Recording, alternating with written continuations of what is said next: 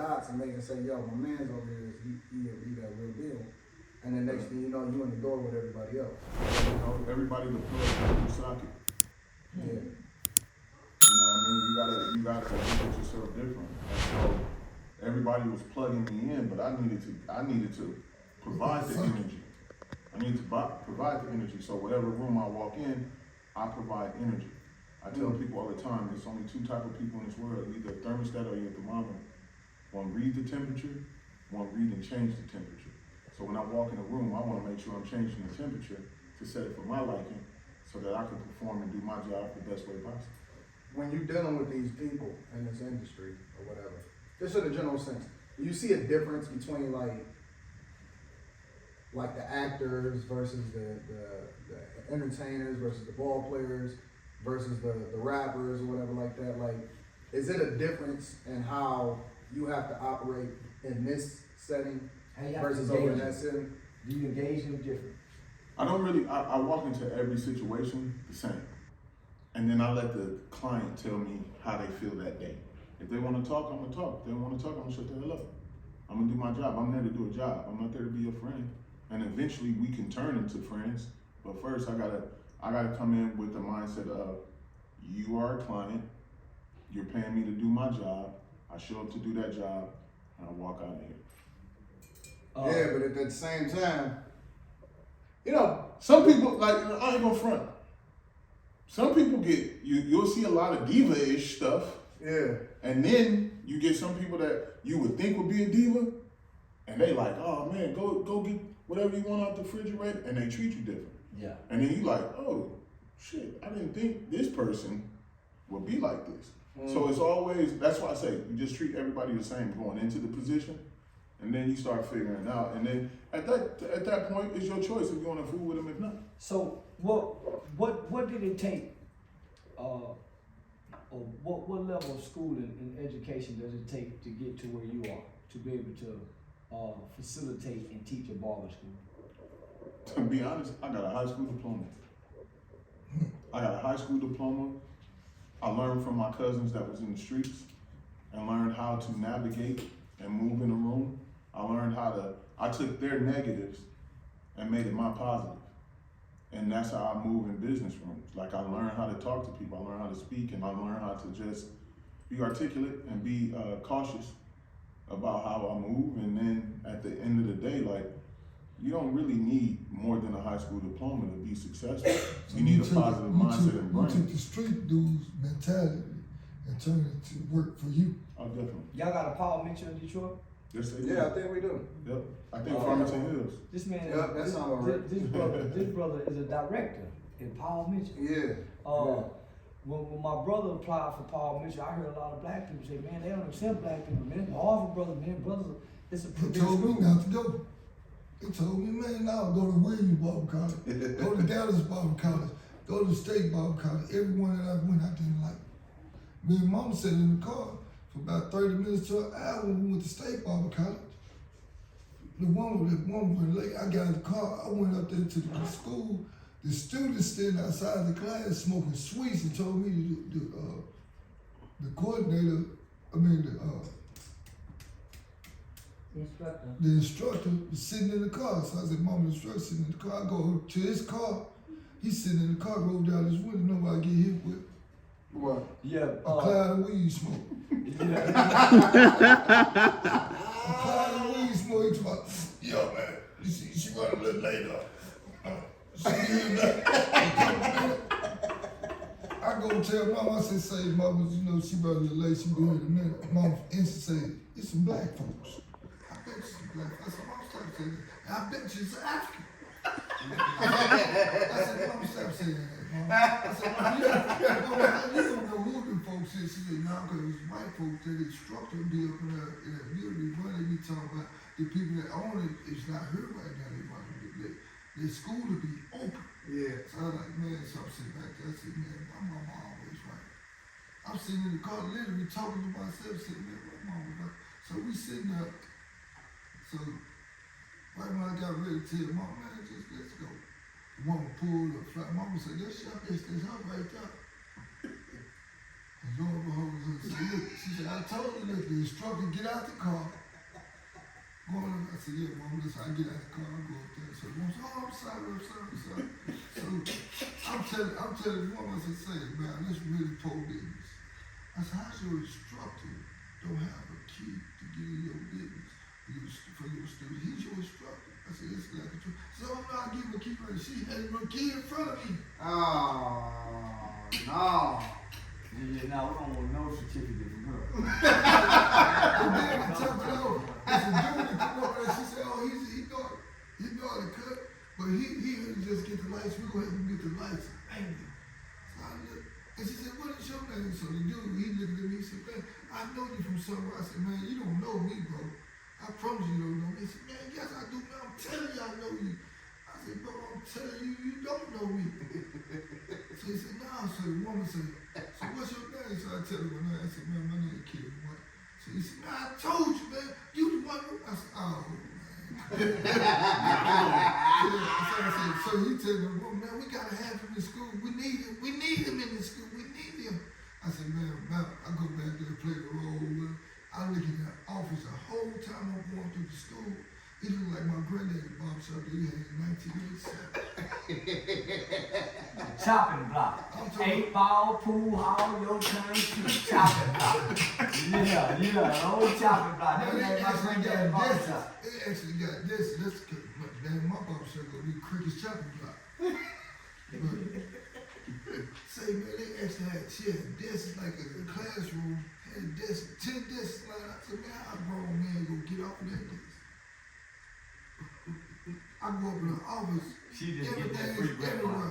She just getting that. So she said, how you gonna play? No, you should get a grant. Oh yeah, we get you a grant.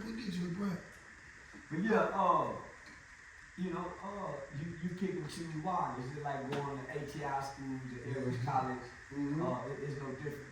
When I went to Paul Mitchell, I'm talking about stainless steel and glass everywhere. I said, oh, this is where I need to be. Instantly. I said, this is where I need to be. John at. I didn't even know John was there. So that's how y'all both recommend it. And you know how to listen, come to find out my first day in the school. I go over there to the other building. So these black chicks that's there, these two black chicks, young black chicks, I took a picture with them. When I pulled up in front of the school, before I even get out the car, they ran out the building. Hey, what you ought to have me? I said, oh, Kevin, we glad you. I said, okay. So they nice looking women, so of course I'm gonna give them a hug. You know what I'm saying? Yeah, was happening. Mom said, come on, let's get a picture. So I got too bad, bro. Mom, you know what I'm saying? They take a picture with us, so I go in. So they never mentioned nothing about Big John. Never mentioned nothing about it. So we won't go to class. So he come up in the class. So he heard Big Justin. He tell me about he instructed us, you know what I'm saying, in the class. John come up and yeah, shout out Big J, old man. So John come up and but he in the class, but he leaned up, but he started looking at me. He act like he's scanning the class, but I said, he looking at me, he's like shaking his head. I said, man, this was, I said, who is this dude right here? So instantly he go to Justin said, well, you do, you know what I'm saying, the aspiration, is why he instructed this, that, and that. So then he turned the floor over to John. So John said, yeah, man, this, that, and that, So he said something about this one particular barbershop is world renowned. I said, yeah, I'm a Christian. He said, yeah, I do too. He said, I get in trouble for that, but I do too. I told him, I said, first I said, man, maybe just saying it because I said that I'm a student here. Then he kept saying, you know what I'm saying, that after the resume is, he said, no, so I was like, look, man, he can't be lying because it's Paul Mitchell. I told him this, I pulled him up, this the best barber college in the Metroplex. College Charleston School in the Metroplex. This the baddest one in the Metroplex. It's the Harvard of barber colleges in the Metroplex. Yeah. So I like, okay. So what were you talking? So later I said, man, bro. I said, I want to crush. He said, yeah, I do too. I'm for real. He said, why you want to crush? I said, well, because they put this one to tell. I said, when I was growing up in the streets of things, this particular barbershop or carpenter thing was trying to write on man. He said, before they were this and that, I said, now, they the hot boys right now. I said, so in order to beat the best, you gotta beat the best, just like Ric Flair said. If you wanna beat the best, if you wanna be $1 million man, you gotta be $1 million man. Yep. You know what I'm saying? So I said, so that's why I set my goals, huh? Yeah. Cause I want everybody to talk about cricket chopping block. On the TV and everything. Yeah. You know what I'm saying? So then I go over there to the main building because mama she parked over there, she ready to get it. He over there in the main building. Come on, I said, yeah man, what's happening, man? I said, man, I sure appreciate it. He told me. I said, yeah man, you good, so you got me. He said, I told him I had to have it. I looked at him. Good dude. I looked at him. He said, yeah, man, anytime I can help somebody that want to help themselves, I'm going to help. Well, see, that's the key though, right? Is that it's hard to convince other people of anything until they convince themselves that they want to do it for themselves. You know what I'm saying? So you playing that role and even being able to identify that. Man, one of the like, so I got my own brand, Popular Nobody's brand, and I built the brand off of something he's doing already. So let me just back it. Let I me want to just ask be you a one wizard. thing. How many people told you not to deal with Charleston White? I didn't give people an opportunity to tell me what to do because I didn't talk about it. I talk about it to the people that matter, and we all said, let's do it. I know, we all know he's controversial, but we also know that he putting a message behind what he's doing, and sometimes you gotta deliver a certain type of way through action. And so for me, The only people complaining about Charleston is broke. I'm just be honest with you. but you do. There ain't nobody that's actually doing nothing.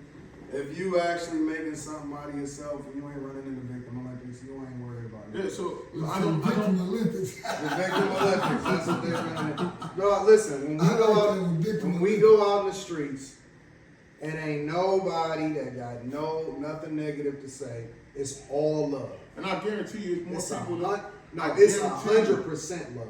I guarantee you, there's more people that actually would love to have the courage You see what he said? to not even say, just do. To just do. And but we also get this wall put up where it's like you can't, and it's like but it takes people like him, Dick Gregory, Richard Pryor, all those. Look at the older days. Them guys was talking the same way, but it's like don't look at the cover. You got that Read the cliche in book. them anyway.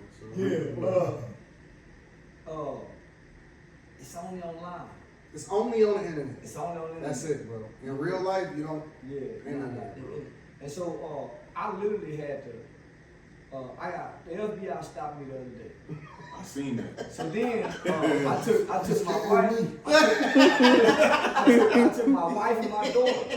He said scared. I took my wife and my daughter to go get a facial. So as I'm sitting in the car, I'm bored. The character and the persona that I play online have become so captivating and mesmerizing. People get stuck on it and they think that's Charleston.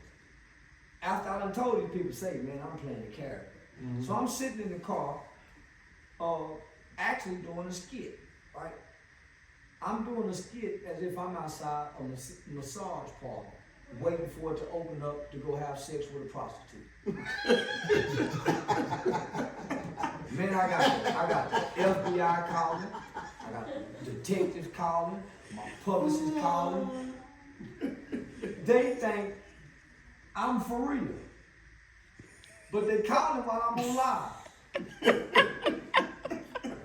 Man, I have to end the live and tell them people, man, y'all get off the internet. Y'all get off the internet. Man, I'm playing. Man, I'm playing. So I literally have to get out the car, go walk into the thing, go live, say, is my daughter and my wife still back there? Because people are so stuck on the internet. Yeah. And when I realized that people will give you their mind, their eyes, their ears, their time, and their energy, man, they gave you their soul. Yeah. You know what's crazy? Because I was posting haircut content. I was posting gems. If you look at my Instagram, I'm dropping real gems. Mm-hmm. But none of that was getting views. So then what I started doing was watching. I said, okay, let me go to Fuck Jerry. And let me go to this site. Let me see what they posting. So then I started realizing, oh, okay, they got 30,000 views of somebody falling. So I downloaded the repost wizard for $3.99, and I just started reposting what they was posting. They getting the views. So if all their viewers think it's funny, my viewers gotta think it's funny too. But all I did was use it to be a disruptor. To bring more following to my space. And why? You see the jewels that you was dropping. To see the jewels. Well, that was my whole concept. My nigga Sam used to always say, the kitchen come before the hang. Mm-hmm.